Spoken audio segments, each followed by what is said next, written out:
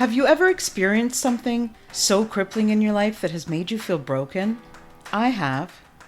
Are you someone who has a giving heart but is struggling to feel good themselves? Are you consistently putting your needs aside to take care of everyone else? If so, you're not alone. Giving starts with giving to yourself so that you are able to give of yourself to other people. Isn't it time you took back control and discovered what makes you tick? Join me in my journey and find out how you can feel better about yourself, live your best life, and share that with others. Thinking of yourself, it doesn't make you selfish, it makes you brave. I'm Nelia, and this is the Giving Starts With You podcast. If you're looking for clarity on your passion, sign up for my free 5-day email challenge today on my website at www.neliahut.com. That's www.neliahutt.com to sign up now. Welcome, everyone, to another episode of the Giving Starts With You podcast. I am so happy to have you here, and I am your host, Nelia Hutt. Today, I've made another new friend. Her name is Becca Ribbing. How are you, Becca? I'm doing great. Thank you so much for having me on. Thank you for coming on. It's an honor. I know we're all so busy these days, and it's a pleasure to have you on, and I think the audience is really going to benefit from our conversation today. So I'm going to tell everybody a little bit about you. Okay. So Becca Ribbing, she is the author of the Clarity Journal and has been a coach for over a decade. She's on a mission to help people break out of the cycles of uncertainty and struggle that hold them back. She helps women going back and forth with the big, seemingly endless question of what to do next, so they can stop going around in circles and finally figure out what they truly want and create the clarity and momentum they crave. And I love this so much. This is why we do the podcast. I love this topic. I'm so passionate about it. And welcome. I'm so happy to get started. So how are you doing today? You doing well? I'm doing great. And it's so funny. Every time someone introduces me and reads that, it's like I smile. Like it's kind of a funny thing to be introduced on these podcasts. It's like, oh, look at that. That's pretty cool. It's great. I only have heart-centered people on here, genuine people. And it's funny because it's so easy to make a connection, I think, that way.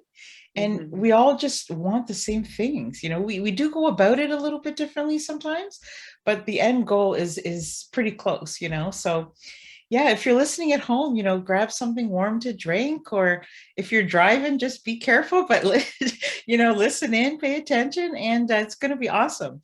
So I know today Becca's going to talk a bit about going deeper than self-care and why it feels like self-care should make us happier, but that's not always the case. So Becca, before we even get into that, how did you start working in this field? Why is this work important to you? I love how you asked that. Thank you. I feel like I got into this field when I was like 10 or 11. I didn't mean to, obviously. And it's not like I got this as a job when I was 10 or 11, but I remember so distinctly being in this car with my grandfather. My grandfather had picked me up. I was visiting them for the summer, and I don't know, you're in Toronto. They were in Chicago. Chicago can be really hot and humid during the summer, even though it has the perception that it's a cold weather place. And so I get in the car. He is picking me up from a friend's house, and it was the end of the workday. And I am reasonably sure he did not have air conditioning, because I remember it just feeling oppressive. And love my grandfather, but bubbly little 11-year-old me said, "Hey, how was your day? Blah, blah, blah." And oh my gosh, she's like, "It was awful. I hate my boss. I hate my job, blah, blah, blah." And finally, back to bubbly Becca. So why do you stay? Like, why don't you get a new job? Like 10, 11-year-olds like don't really necessarily understand what a 62-year-old man is going through. And so he just really like looked at me and was like, you don't get another job. Like, I've had this job forever. Like, this is what I'm going to do until I retire. Not And even he an just, option. it's not even an option. And like, kind of like, how stupid of you, kid. And I think part of it was he was usually really, really nice to me. And like, I got along great with my grandfather. So it's kind of like one of those like kind of slimy moments of like dealing with other people's drama and world perception. But I knew right then that that is not what I wanted. And it really obviously stuck with me because I still remember it like 30 years later. And, I just have always gravitated towards whenever someone starts complaining about work, to like, okay, so like, let's look and see how we can fix this. And it really came to a head when I was a couple of years out of college. And I was trying to find myself. You go to college, you think you know everything when you're 20. And so I got out of college, got the job I thought I wanted, really did not like it. Like, there were things I loved about it. It's not like I was wholly wrong, but it just wasn't what I could see myself doing for the rest of my life. And that was really intense for me. It's really like, you think you knew, but school is so different than real life. I did all of this like personal development. My first real like foray into the personal development, you know, what's Space. the word? Yeah, thank you. Like, and yeah, I figured out my Myers-Briggs type. I figured out my Enneagram type. I read all of the books, and it really wasn't helping me figure out what I wanted to do. And it was really funny because it was definitely helping me learn more about myself and get better in touch with myself, but I was still kind of not sure what I was going to do. And as I was going through that process, I kept helping other people figure out what they were going to do because my friends were all in that same space. They were in their mid-20s. They were trying to figure out what they were going to do. They didn't like the job they were in, or they were pigeonholed. And I kept helping my friends get really great jobs. And after a while, maybe after like 2, 3, 5 of them, I can't remember really, I was like, this is what I want to do. I am going to help people figure out what they want to do. And I'm going to help them, like, oh, I hate the term maximize, but like maximize their passion. Like, I think that sometimes we use the word maximize in a very like commercial, capitalist sense. But to me, maximizing is just really like making sure all of your cards are on the spot that you want them to be on, like where your strengths are, where your passions are, just where you find joy. And so that's kind of how I ended up in this. That's awesome. And a lot of times we don't know what we're good at. We can't figure our own stuff out. Like you were good, exactly what you said. You're good at helping other people figure out, and you just can't, for years I was like, well, I'm not good at anything. I'm not talented at anything. And then you learn how to do that, right? So I'm so glad that you and I offer that. So why is it important to you? Like, is it because you don't want to hear everybody living their life like your grandfather sort of in that moment? I think that I just have this internal drive to not waste potential. And I think that also, you spend, like, at a minimum, you spend 30, but usually 40, 50 hours of your life every week at work. And I really value happiness. I think that also I had another formative experience when I was a kid that when I was 12, I was living in New Jersey. I was the biggest geek. I am still a pretty big geek, but I was a much bigger geek then. And a Valley girl, Californian, long blonde hair, spoke like she was straight out of Hollywood, came and visited her aunt in my neighborhood. And I spent a week or two just hanging out with her, thinking she was the coolest thing ever. And one day I don't remember any other conversation we had. It's more just perception. But one day she was telling me about how I think it was a Buddhist monk that came into her school and taught the kids how to meditate. And so I learned how to meditate from a pretty young age, from a 13-year-old. And the 13-year-olds, like, the whole range of the conversation really involved sit cross-legged, put your hands on your knees, and visualize your breath going in and visualize your breath going out. And that's it. Mm. And me, being big old geek, was like, I'm gonna be like Luke Skywalker and Obi-Wan. And I'm gonna do this. And so I just started meditating. And I think that, learning from another child as, an adolescent, it was so empowering, because when you learn as an adult, maybe you get a 300-page book on mindfulness for beginners, or maybe you go to a weekend-long like meditation retreat, but it's all So rules. big. It's so big, it's so rules oriented, and it is so overwhelming. Like, I feel like if I tried to learn that way, It would just, you'd never get there. It would be you'd never get there. Like, I learned by doing it for like 3-minute stints when I was 12, like, and I think that if I tried to sit down, listen to a 2-hour lecture and then sit cross-legged for 45 minutes, it actually makes me want to panic a little bit. Yeah. I was just talking with somebody the other day, and we were discussing how kids don't see in adolescence, I put them all in kids, but they don't see the challenges between here and there, right? It's just like, this is what I'm going to do, and so I'm going to do it, right? So they don't come up with all of these, walls in between that have to be knocked down. So I love that so much. So you talk I want to write that down, actually. Like, you're so right. That's it. Like, I didn't have any walls. Yeah, And so I think that, like, at a very real level, because I had that framework for my entire teenage years, like, it really did help me get kind of more in touch with myself in a way that I didn't even know that I should value. Like, going back to your original statement, like, we don't know what we bring, what our strengths are. And I find that with so many people, it's like I start talking to them, and after about 15 minutes, I start saying, hey, do you know XYZ is a strength of yours? And almost all the time, they kind of look at me a little puzzled. And are you sure? Like, that's easy. That's not a strength, because that's easy. And isn't it funny? Like, for me, I find, yes, when you're helping somebody find their passion and their purpose, because I feel that they're two different things,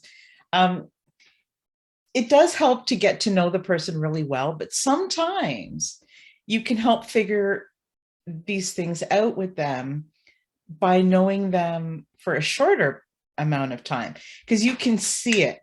You can see it so clearly when it happens. And it's just, yeah, I love that moment. I love the moment where it's like you can connect what the person loves with, what can they do with it? Because it just sparks this whole new, it's a whole new way of life. You can really go from that moment, like your grandfather was saying, and we've all had those days where it was, oh, I'm just so tired. And, every day looks the same. It doesn't have to be like that, and I love that your friend, or that blonde haired girl, showed you that, because so many times we learn, and we don't do, and if we just did the things and consumed less knowledge about them, like it's important to know how to meditate and to know why you're doing it and to understand all of those things, but not to the point where if you're reading so much about it, you never actually try it. Like, you need to actually do it and get in the trenches, and then you can modify it, right? That's a great way of putting it. So why do you think that self-care is a Band-Aid? Because it's not getting at why we feel depleted in the first place. I guess before we even go there, I need to find out what your definition of self-care is, really, because we all have slightly different definitions, right? So I think that gets into the question. Like, I think that society presents self-care as the box of chocolates and the bubble bath. And to me, self-care is a deep mindfulness about what is and isn't working for you. Mm. And I think that sometimes when we are told that that we're stressed out, we need self-care, we either do a box of we either get a box of chocolates, take the bubble bath, get the glass of wine, or we do things like yoga or meditate. But oftentimes, neither of those really get at the problem, because meditation is fabulous. And I am certainly not knocking meditation. But when we teach meditation here in this country and in most other countries, we teach it letting go of our thoughts. And, the whole idea is to actually let go of the chatter. And we really don't have a structured time in our day to actually acknowledge the chatter, to really like explore the chatter and figure out what the chatter is trying to tell you. And I think that oftentimes our emotions are trying to tell us something, and self-care can become this a band-aid, this like thing that you put on top of your emotions to try to push away the emotion, instead of recognizing that the emotion is actually fine. The emotion of anger, the emotion of frustration, those things are just trying to tell us that a boundary is being pushed, or that we are not living our life in the way we really want to. And so if, especially as women, I think, it's so often that our emotions are suppressed. Like we're told our anger isn't rational. We're told yada yada, and but like if you try to do self-care without actually recognizing what's going on underneath the surface, that you need the self-care in the first place, then you're missing the point of self-care. There's so many things that when you were saying that, so many things that came up in my mind. So I do agree with you about the meditation part, that we learn that it's about letting go. But I think meditation is also about acknowledging it first and then letting it go, but not to the point where I think you're trying to say, hey, we need to really understand what's going on, right? So I think that's really good. So many of us, and me included in my personal story, suppress. And we suppress because we want to protect ourselves. We figure if it's not, if we don't think about it, it can't really be there. But then things happen, like we create more problems and more problems. And so I think, I think a lot of people don't realize that it can be a Band-Aid. So I absolutely agree with you. And it's like anything. It's like I don't know, like I think even of addiction sometimes, right? And the addiction is not the cause. Something is happening, and then the addiction is like the result, and it's the same, I think, with self-care. Like I totally agree with you. It's nice to have a massage. It's nice to do the chocolate. It's nice to do the candles. And oh my goodness, I think we should all have a little bit of that in our lives. But it's more than that. It's so much more. So I'm so happy that you're here talking about it today. It's about the boundaries and about letting, not believing all the bad stuff people think you are, or listening to you, and, all of that kind of stuff too. Yeah. Well, and I think Band-Aid is actually a really, when I use the metaphor of self-care as a Band-Aid, I actually think it's a really powerful metaphor, because sometimes when we say something as a Band-Aid, that's like a negative, but Band-Aids are great. They protect, it's like it covers the little cut, it protects it, it keeps it dry and safe, and maybe keeps the antibiotics on, right? Like it's a loving, comforting thing. However, you try to put a Band-Aid on a big gaping wound, then it just causes more problems than it solves, because like the glue is getting into the wound, and it's like not actually covering or healing. And so like self-care is great. You get cut off on a highway and you just feel like icky. Self-care is great. But if your boss has yelled at you for the fifth time at work, self-care is still great. Like the things that we traditionally think of as self-care are still good. Like I'm not saying that you shouldn't go do yoga or shouldn't go take a run, but you need to recognize that it won't actually protect you. It will like feel good for the amount of time you're doing it. That massage is going to feel good for that hour and be really lovely. And if you get out of the massage and have another annoying text from that boss who yelled at you earlier in the day, the cortisol is going to shoot right back up. Right. I think, yeah, because I hear you sort of saying like those things will make you feel good in the short term, but they won't heal the problem. Like Right. they won't heal you. Yeah, absolutely. And you know, the other good part about calling it a Band-Aid to me is like, you know, anything that's so when you pull it off, like you're talking about putting a small Band-Aid on a big wound, it just creates more problems. But also when you're pulling it off, it's like those first few moments when you're trying to feel better about certain things, it hurts. It's hard. It can sting. But Yeah. until that's done, it won't start feeling better. That's a really good point. I had never pulled it to that conclusion, and I'm gonna use that. That really Because like you're is talking about, because eventually you have to take it off, right? right. And but the pain is like quick and it hurts. And then it's like, okay, let's get the garbage out. And now it's time for healing, right? Right. So I Well, think, or it's already started to heal underneath it. yeah. Like it's given the space for the healing to have already begun.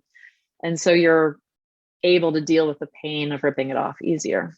But aren't we so afraid sometimes of, oh my God, it's gonna hurt, it's gonna hurt, like of the future of what, Yeah. you know, of having it hurt, that sometimes we don't take it off. So we stop ourselves from feeling that pain, but it's not until we do it that we can actually heal. Yeah. Well, a really good example of this is my kid. God love him. Like it's winter, like we don't run around like in swim shorts or anything. Like I did not notice that his vaccine Band-Aid was on for like a long time, like Oh, weeks. Like oh my no. Mother of the Year award is coming in the mail, I promise. Oh, Yeah, that's because he's funny.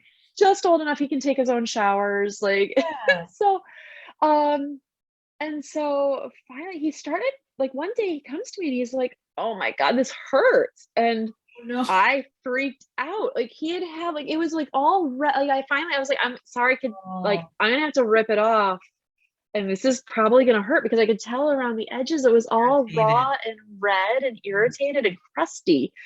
And it actually didn't hurt as much as I thought it was going to because it wasn't that bad underneath. But that's the thing. You leave it on too long and it ends up re-irritating. Yeah, absolutely. So the other thing we wanted to talk about today is how to recognize when what you're doing isn't working and how to face that straight on. So what are some of the things that people can look for that will tell them, hey, this isn't working for me, like I need to make a change, whether it's their job or, you know, what are some of the types of things we may feel? So I think one of the biggest ones for me, and again, this is gonna be like my Mother of the Year award, but I like to be really honest. It's like if I start snapping at my kids and sure, maybe they're doing something that they know they're not supposed to do. Maybe like they're doing something that like my older one is supposed to do the dishes. Like have to be a little more forceful about making sure it happens. Yes, same Forceful is here. maybe not the nicest word either, but it's like if that stuff sends me like sky high, it's like they're kids. Like you're gonna have to give reminders. Like if you stop being able to handle kind of those daily little like slight nuisances Mhm. and you find yourself getting really upset, I think a lot of times when it didn't you could be getting mad at your kids but something at work is going wrong. It's like when you're having disproportionate reactions, I think that that's for me the biggest indicator that there's something going on that is just not in alignment with what you want. I'm so glad I'm not the only one because I get short fuses sometimes too when things aren't going, you know, and I get cranky at the weirdest things. And I love the way you said it's not proportionate because that's when you know it's just any little thing can set you off, right? It's just Right. burnout. Yeah, absolutely. Yeah. And I think that there are other things in there that like someone might not actually snap, because maybe they don't feel safe snapping, but Mhm. they're internally fuming for longer than they should be. It can look at a lot of different ways. So to me, that's one of the biggest Mm. ones, that when you start noticing yourself doing that, like for me, it sometimes takes me a couple days of journaling. Like, what is it? Like, why am I freaking out about things that I don't need to be freaking out about? Where am I feeling weaker than I should? Like, where am I not feeling my strength, not feeling empowered? Mhm. Um, and I think that also when you start like mentally kind of, when I am stuck, I tell myself I don't know. Even if I do know, it's Mm. almost like this like negative mantra in my head. I don't know. I don't know what I want to do. I don't know. I don't know. I don't know. Like I can tell you like a billion different I don't knows. So if you find yourself kind of like going into those negative mantras, sometimes they're not even about the thing that's really bugging you, but it's time to then shine the light on it so that you can kind of figure out where you want to go with it. Mhm. Absolutely. So what do you do for self-care? Oh, I take long showers. That's my biggest self-care. I also meditate, but for some reason, meditation doesn't necessarily feel like self-care. It feels Hmm. a little different to me. It's something for everyone, and I don't know whether it's because I've been doing it for so long. To me, it's like just getting my head screwed on straight. I also love taking walks. Mm. Really, I love taking walks with friends, with family, and oftentimes, if I need self-care, I will take a walk by myself. That's awesome. Yeah, reading helps me too, but if I'm too tired, I Mhm. end up falling asleep. I love like where I can do something mindless, but just rest my brain. And then other Mm. times I can get right in there and sort of analyze things. It just depends on my mood. But like I like to color or I like to do crafts or paint or anything like that, or play music, or sometimes just zone out. you know Right. and sometimes, yeah, it's just it doesn't always have to be this expensive thing that you have to buy all these great smelling perfumes, and that you have to do all of these things. Sometimes the best self-care is the cheapest and it costs the Right. least amount. Well, and sometimes So I think that when we want to spend money on self-care, it can become like trying to buy happiness. mm, Sometimes those easy things to do, like pick up like coloring, I mean, that's easy unless you then go and buy like $50 worth of markers and $50 worth of coloring books, which I have done before. But then it's like it becomes less self-care and more kind of, I think it's almost bargaining. In the stages of grief, bargaining is one of those stages. I think sometimes will buy stuff because we're almost bargaining with ourselves. Like, if I do this for myself, then I will feel better. And mhm. it Yes. rarely ends up feeling as better as you wish it would. Yeah, because putting yourself first doesn't always mean go out and shop. you know, Right. I think that's we need to find something that means more to ourselves, right? Yeah. Sometimes I ask a question of some of my guests, and I don't always, but I'd like to ask you this question. So, what have you, what was the biggest gift you've given to yourself in your life that has changed the way that you ultimately felt about who you are and about yourself? That's a great question. I honestly think the biggest gift to myself. Okay, so I'm going to back up a little bit with a story. Yes, absolutely. Um, so I, I love my children, and I feel like in some ways, like I am a good mom. I am aware that I am a good mom. I joke about like my parenting errors because I mean, anyone who is a parent has Oh, parenting errors. absolutely. I'm there with you. Oh, yes. But so I had my first child. My first child was a super, super easygoing kid. I babysat a lot, so I was very aware that he was very easy. I was aware that he was like the easiest child I'd ever met when he was a kid, when he was little. Um, and like I was one of those glowy pregnant women before he was born. Like I did yoga every day. I did yoga the day I delivered him. I did yoga and I went on a long walk. Like I was like that glowy pregnant woman that most pregnant women hate. And then my second child, I had a really bad chiropractic adjustment Mm, near the end of my first trimester, and I was walking with a cane on and off for the rest of my pregnancy. mm. And I was in physical therapy twice a week, and no one could do anything really. I mean, they could help me manage it, but they couldn't actually fix it because your body's making those hormones to loosen up your hips, and it was my hip, and it was a struggle.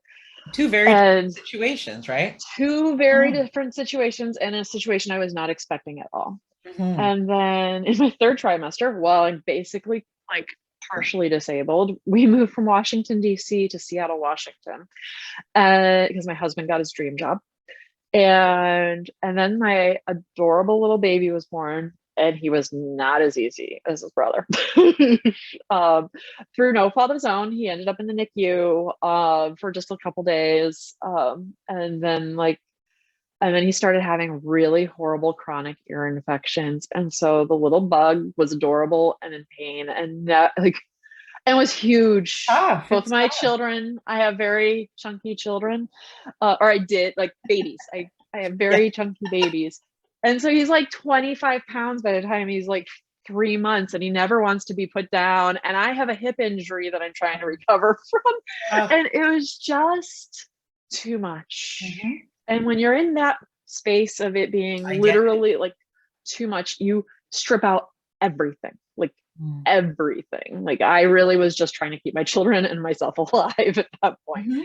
And so, the funny thing is when you're in the middle of that, you really end up going into fight flight mode, like, and you are like fighting. You're going to fix this. You are going to like get through it. Your brain like kind of almost makes this switch, like, we're going to get you through this. And so you're not even necessarily aware of just like how stressed out you are in that moment because you're really running on adrenaline. And that's great. It gets you through it. The funny thing is when you come back out of that, It's then exhausting, isn't it? that's Oh. that's when it hits you. So he's actually getting better. And instead of me being happier, I'm actually getting worse because I had given up so much over the course of basically a span of 2, 3 years. And so what I gave to myself was being really authentic with friends. And I was talking to a friend about like what was going on. Like I was really stuck. I felt really stuck. I still had clients, but that was basically all. Like that was the only thing I did outside of parenting. And I was talking about this friend, and I wasn't really happy with the coaching because I'd gotten rid of so many of the fun things about it and was really just, dealing with clients who were great, but it was stressful. And I really wanted to start being expansive, and I didn't even recognize it. So I was talking to a friend, and my friend was like, Becca, you're a coach. What would you tell yourself? I wanted to reach out through Zoom and hit her. Love those Nope. friends who got it. I They get it. love those friends. She's awesome. And I got off the phone, I sat down, and I wrote down every single thing I could think of that I had asked clients that helped them get unstuck, helped them gain clarity. And that's honestly where the clarity journal came from. But at a very real level, the clarity journal, which is my book, was my gift to myself. Like when I was Oh, I coming love out that. of That's that so special. space, Mhm. and I really, it was hard, but it was also so necessary to get myself out of that kind of dark place and really get back in touch with myself, because we all have those moments where we lose touch with ourselves. And I can guarantee you, anyone listening, any coach you ever hear has those moments where they've lost touch with themselves too. And getting back in touch with yourself is not easy, but it's so necessary. Yeah, and so worth it. What a beautiful gift because honestly, like as you were telling the story, I had similar, like I have one son and I had similar, I was burnt out because this is why I've only had one. My son is lovely, but for the first 8 years of his life, he just didn't sleep. And I could barely hold on, and I was always so exhausted. And once he was better, I was like, okay, I'm an insomniac now. Like I can't. It's like he has a sleep disorder, so he literally did not sleep, and it was tough. It's tough. And when you have those moments where you're just kind of grasping on, I think as moms or even as dads, sometimes we these things come into our lives. At the moment we don't see the gift in it, but when it's over, like to give yourself that gift. See, I respect so much when people go through these challenges like you have, and then you created something that will help people because it helped you. Like I respect that, and I love, that's a kind of people that I love connecting with, because it's gonna help people. You know what it was like before and after. So I appreciate you sharing that with us, so that we can actually see where this came out of, where this book came out of. So you had mentioned it before we were recording, but you have this thing that people can sign up for, right? It's called Get Unstuck. It's a journaling prompts. Yep, So they they're can go, downloadable. yeah.